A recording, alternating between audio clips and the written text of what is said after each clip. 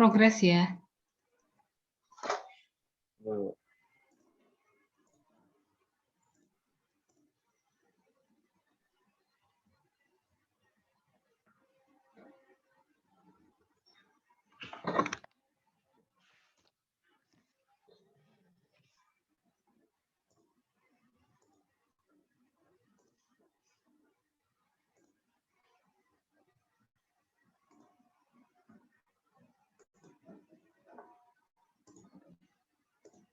Oke, kita mulai. Mau dari siapa dulu yang menyampaikan hasil pekerjaannya?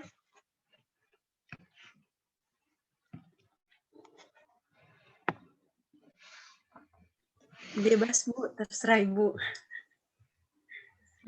Dari siapa ya? Dari Deslita aja gitu ya? Dari Deslita, terus Sally, Yohana, habis itu Bob gitu ya? Sesuai urutan yang di Excel kemarin ya? Baik, Bu. Ini kami share screen sendiri ya, Bu? Iya. Bisa? Bob. Udah. Oh, ini itunya di saya ya? Iya, Bu. Hostnya. Udah saya allow share screen untuk everyone. All participants.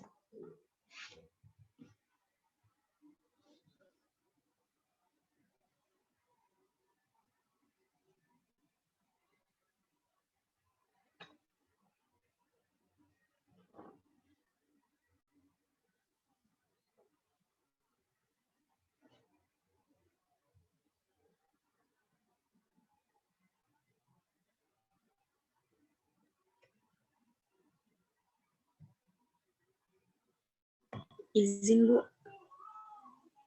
Apakah terlihat? Nah, sudah kelihatan. Oke. Ini dimulai dari pembahasan ya, Bu?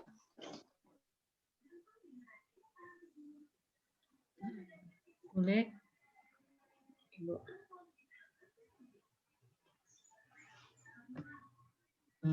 Ini sudah diupload di Google Drive ya, Bu?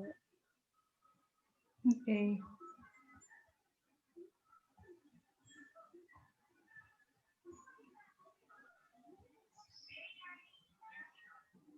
Judulnya nanti dibedain berarti ya? Sama yang lain beda-beda kan ya judulnya? Iya, Bu. Tapi kalau saya udah saya ganti sama reaktor batch, Bu. Soalnya yang kita pakai kan batch ya, Bu.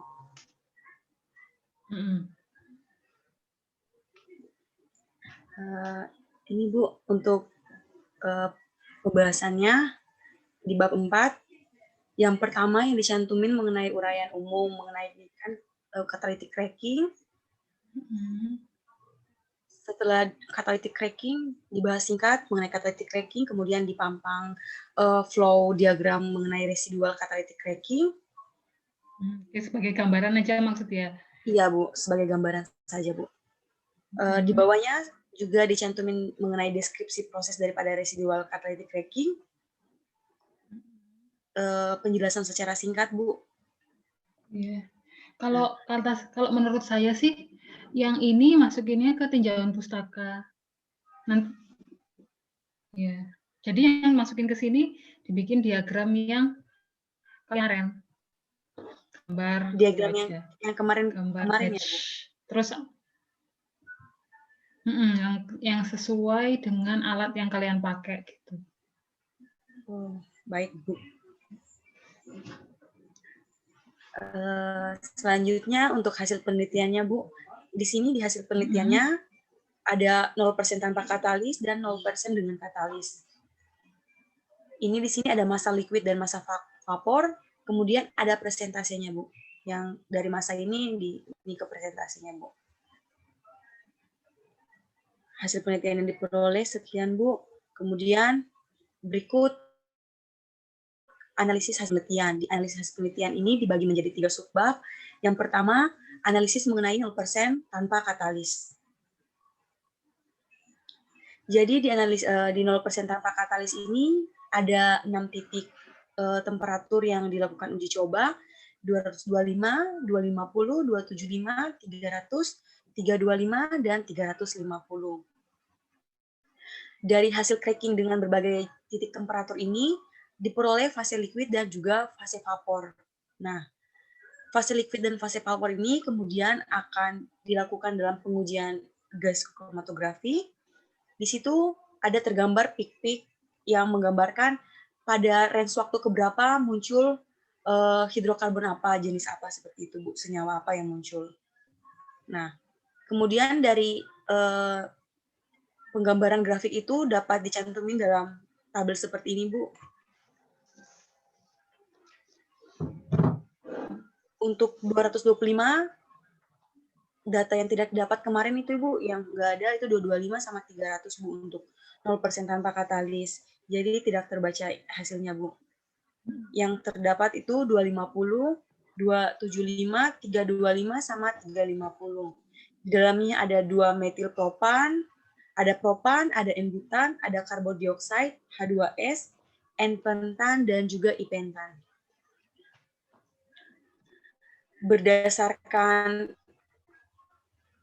hasil pembacaan dari gas kromatografi untuk liquid vapor, untuk fase vapor, didapatkan hasil yang paling bagus yang tercrack itu pada suhu 350, Bu. Mengapa? Karena jika dilihat dari hasil penelitian juga, banyak massa vapor yang dihasilkan itu pada temperatur ke 350. Jadi liquidnya tuh semakin sedikit, tapi karena sudah banyak yang menguap, Bu, menjadi gas. Sehingga pada penelitian 0% tanpa katalis ini, suhu yang optimum itu adalah suhu 350 derajat Celcius, Bu. Kemudian selain ada juga GC daripada vapor, ada juga hasil GC daripada liquid, Bu.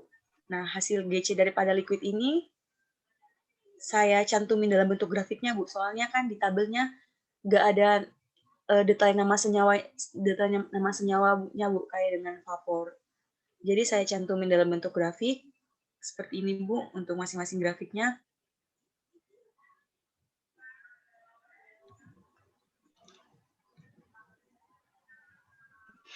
Jadi di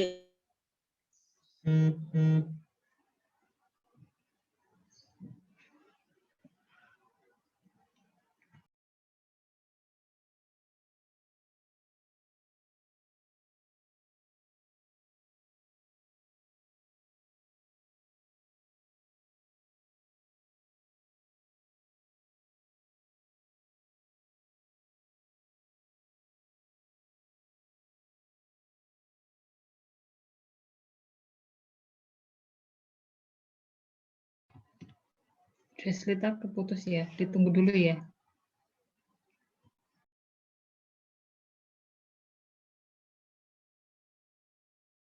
Baik, Bu.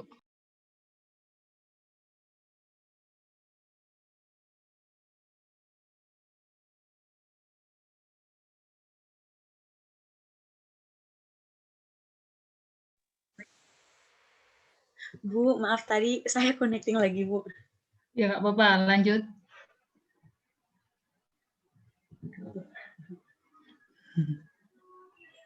Lagi di mana? Di asrama apa di rumah? Selanjutnya setelah ini lagi di rumah, Bu. Oh iya, oke. Lanjut. Ya, Bu. Selanjutnya setelah dari analisis 0% tanpa katalis, masuk subbab kedua mengenai analisis 0% dengan katalis. Nah, di 0% dengan katalis ini yang membedakannya dengan 0% tanpa katalis tadi, itu yang tanpa katalis ini dengan katalis. Jadi untuk 0% ini kita gunain katalis HZSM 5. Kita tambahkan dalam residualnya. Nah, ketika dilakukan proses cracking, kita juga menggunakan 6 titik temperatur, 225, 250, 275, 300, 325, dan 350. Di 0% tanpa katalis ini, berdasarkan hasil penelitian yang kita lakukan, ketika kita menambahkan katalis di dalam residualnya, dia lebih cepat melakukan proses cracking dibanding dengan 0% tanpa katalis, Bu. Jadi kalau 0% tanpa katalis kan semakin kita menaikkan temperaturnya, berarti semakin terjadi proses cracking. Namun, jika semakin tinggi baru bisa terjadi proses cracking. Tapi kalau dengan penambahan katalis ini, dia lebih mempermudah atau mempercepat daripada proses cracking. Memang sebetulnya ketika di temperatur bawah tidak terjadi cracking. Mengapa? Karena katalisnya belum aktif. Karena setiap katalis itu punya aktivitasnya beda-beda, efektivitasnya beda-beda. Jadi ketika di temperatur bawah itu katalisnya belum aktif. Namun ketika temperaturnya lebih tinggi itu biasanya tuh efektivitas dari katalis itu mulai berkurang, sehingga berdasarkan hasil penelitian yang kita lakukan itu terbukti, Bu, kalau temperaturnya semakin tinggi emang tercracking residunya, tapi viskositasnya itu agak lambat, tidak sebagus pada temperatur yang tengah. Jadi pada penelitian ini yang temperatur yang tercracking sangat kayak sempurna, viskositasnya bagus itu pada suhu 300. 325 dan 350 juga tercracking, namun viskositasnya agak lambat, tidak sebagus dari viskositas pada temperatur 300, Bu. Dari percobaan ini juga kita mendapatkan produk liquid dan gasnya, vapornya. Jadi kita lakukan lagi pada pembacaan di GC gas dan juga GC liquid. Di GC gas terlampir sebagai berikut, Bu. Mohon maaf, Bu, untuk ini ada dua data yang tidak keambil, itu 250 sama 275, Bu. Dalam pembacaan data ini ada terdapat dua metil propan, N-butan, karbon dioksida, H2S, heksan, sama N-metil butan. Berdasarkan hasil pembacaan untuk gas kromatografi untuk vapor dan liquid ini, Bu, liquid juga saya cantumin dalam bentuk grafik, Bu. Saya ambil dari pembacaan kemarin di DC, karena tidak ada detailnya kayak yang muncul apa, Bu. Jadi kita dengan grafik. Dari hasil pembacaan ini, kita dapat mengetahui seperti ini, Bu. Di dalam hasil penelitian, semakin meningkatnya suhu yang kita gunakan untuk proses cracking, maka semakin banyak vapor yang kita hasilkan dibanding liquid yang yield liquid yang kita punya. Terbukti di sini semakin tinggi temperaturnya, maka vapor yang dihasilkan itu semakin banyak dibandingkan dengan liquidnya, Bu.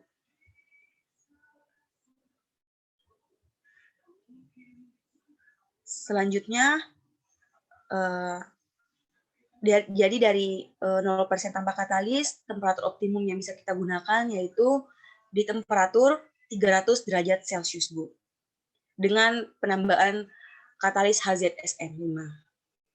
Selanjutnya, subbab ketiga itu saya bandingkan analisis antara 0% tanpa katalis dengan 0% dengan katalis. Sebenarnya untuk 0% tanpa katalis dengan 0% dengan katalis ini sama-sama tercracking, namun perbedaannya karena kita gunakan katalis sehingga lebih mempercepat proses crackingnya.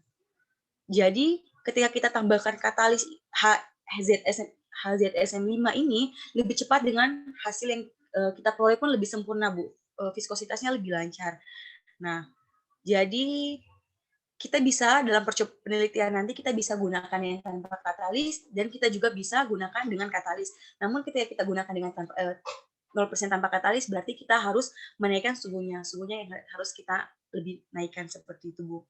Kalau 0% katalis kan kita punya bantuan dengan katalis, jadi katalis yang mempercepat proses crackingnya, Bu. Dan di sini juga saya buat diagramnya, Bu, diagram perbandingan antara persentase massa liquid yang 0% katalis dengan 0% tanpa katalis. Ini untuk persentase liquidnya, Bu. Dan ini untuk persentase vapornya.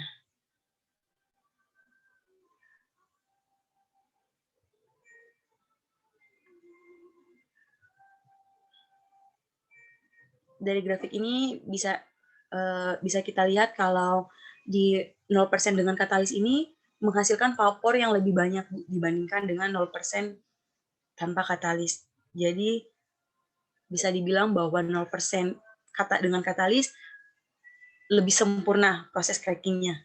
Seperti itu, Bu. Jadi dalam grafik ini menggambarkan bahwa temperatur yang lebih tinggi menghasilkan yield yang lebih kecil karena produk cair yang terbentuk lebih sedikit dan lebih banyak menghasilkan produk gas yang lebih besar, Bu.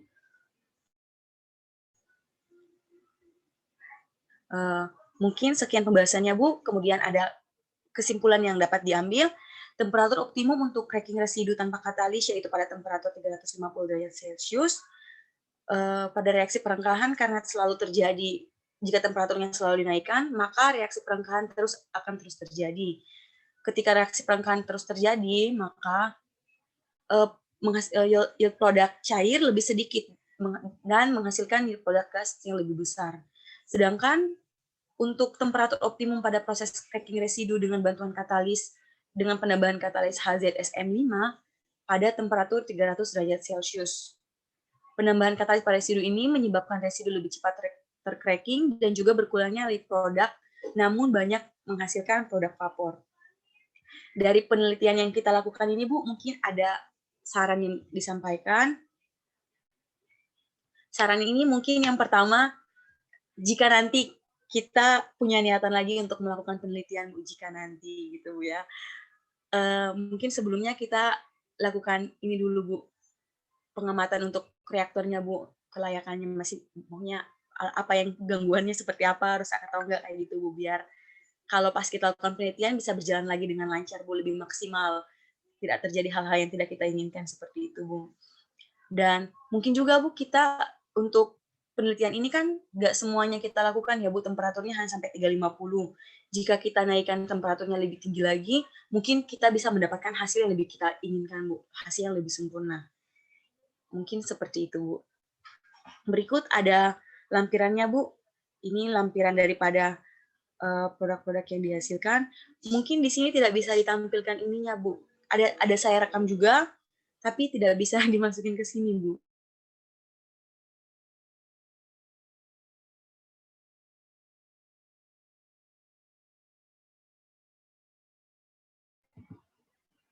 Oke, kita tunggu lagi ya.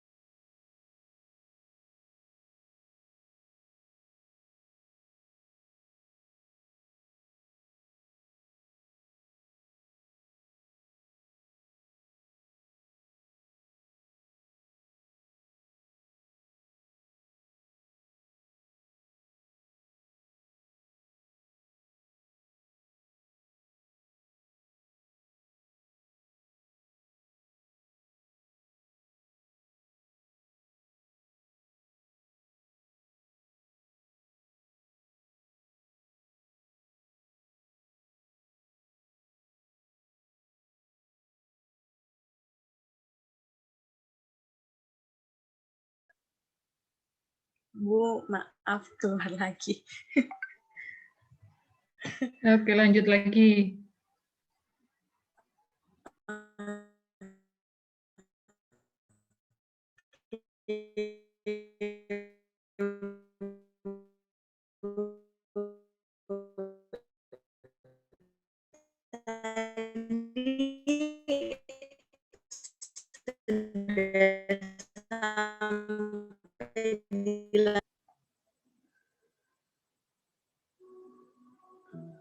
Tadi sampai di lampirannya ini lagu.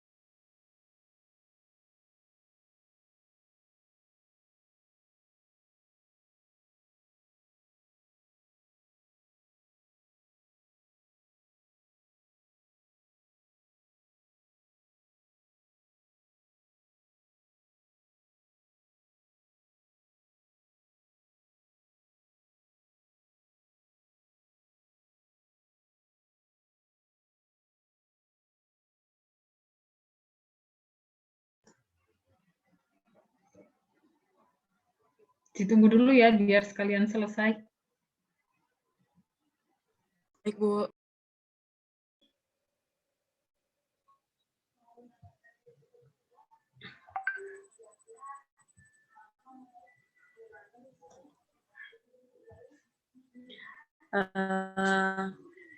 Tadi keputus ya, Bu.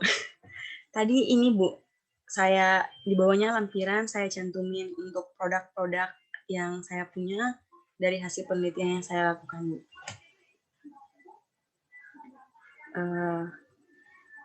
Videonya juga ada, saya rekam tapi nggak bisa saya cantumin di sini, Bu.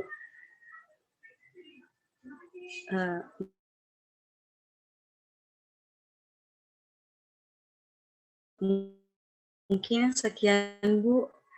Ada masukan atau... Oke, ini putus-putus nggak apa-apa ya, Deslita, suara saya kedengeran nggak?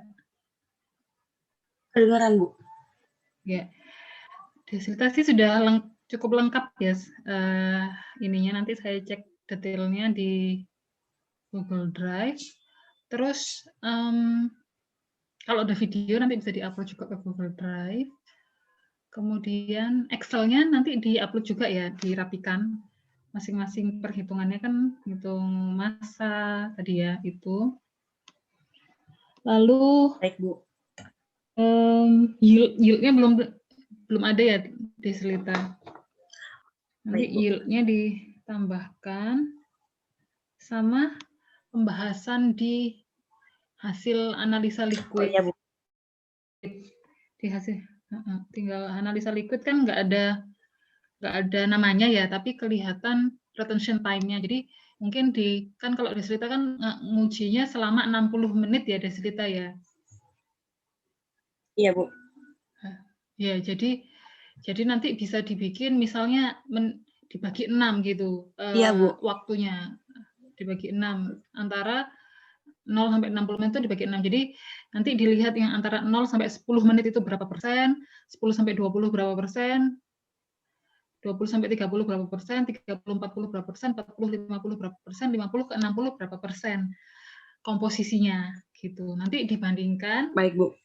antara berbagai parameter kan, 0%, 250, 275, 300 itu apakah yang semula misalnya banyaknya yang antara 0 sampai 10 apakah berkurang gitu persentasenya gitu ya. Itu yang analisa liquid. Baik, Bu. Untuk mengetahui apakah H di dalam liquidnya itu fraksi beratnya berkurang atau tetap. Mungkin itu. Ya, Bu. Baik, Bu. Lalu tadi itu apa? Jadi energi aktivasi ya namanya. Energi aktivasi itu adalah energi yang dibutuhkan untuk terjadinya suatu reaksi. Nah, katalis bisa menurunkan energi aktivasi gitu ya. Makanya dia bisa bereaksi putus pada temperatur yang lebih rendah gitu atau dengan energi yang lebih sedikit.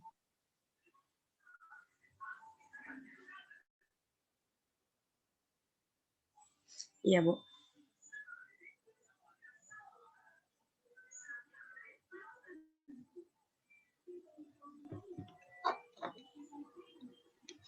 Mungkin itu. Terus tabelnya nanti yang di copy ke sini, pastenya jangan paste picture biar lebih jelas nanti. Paste di paste-nya paste biasa gitu. Jadi tabel ya. Oh, iya, Bu. Oke, Bu. Siap, Bu. Terus tadi massa vapor yang hitungnya dari mana? Deslita. Massa vapor yang kemarin Ibu yang kasih rumus ke kita, kalau dapatnya dari massa awal dikurangi dengan massa liquidnya, Bu. Jadi kita kan dapat massa vapornya, Bu. Oke, betul. Iya. Iya benar. Terus nanti berarti yang kurang kalau vapor sih nggak masalah ya, karena vapor kan udah muncul nama-nama komponennya, jadi ya sudah oke itu aja. Terus dia juga nggak pakai diencer-encerkan kan? Iya, Bu. Tinggal yang liquidnya aja ya yang kurang ya. Nanti lebih dibahas iya, Bu. hasil liquidnya. Lalu untuk pembacaan nama-nama grafiknya, Bu. Iya. Di sini. Iya, Bu. Itu nanti itu ya. Jadi kan ada ada 6 ya, 0 sampai 10, 10 sampai 20, 20 sampai 30, 30 dan sampai 50 ke 60 gitu kan. Nanti dibagi berdasarkan Ya, Bu. waktu aja. Lalu konsentrasinya, kan ini konsentrasi pengenceran ya, berarti konsentrasi sebenarnya kan lebih tinggi lagi ya. Iya, Bu. Gitu lah. Tapi kita nggak tahu benzennya yang mana ya. Kemarin nggak nginjek benzen aja ya. Maksudnya seandainya kita tahu ada benzennya itu yang mana, nanti yang benzen dihilangkan. Iya, Bu, kita nggak injek benzennya. Ya mungkin nanti kalau nggak sempat ya udah ini aja nggak apa-apa. Dibahas antara 0, 10 dan seterusnya gitu ya. Baik, Bu. Oke. Kemudian nanti kalau sudah selesai diupload ke Google Drive semua, lalu terakhir itu kapan ya?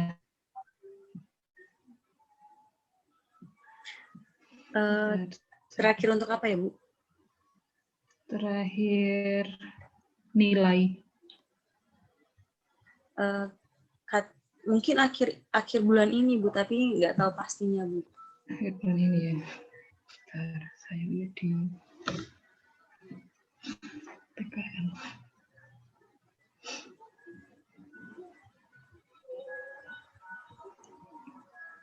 Tingkat 2, terakhir 1 Juli. Ujiannya 28 sampai 30. Berarti nanti Iya, Bu.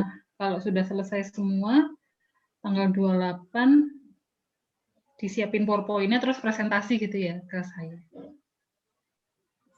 Siap, Bu. Oke. Baik, itu untuk Deskrita. Kita lanjut yang kedua, Sally ya. Terima kasih ya, Bu. Sama.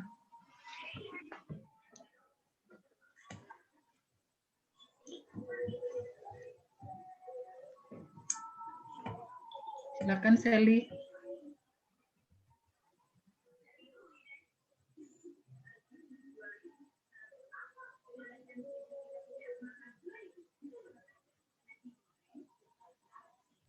Bentar, Bu.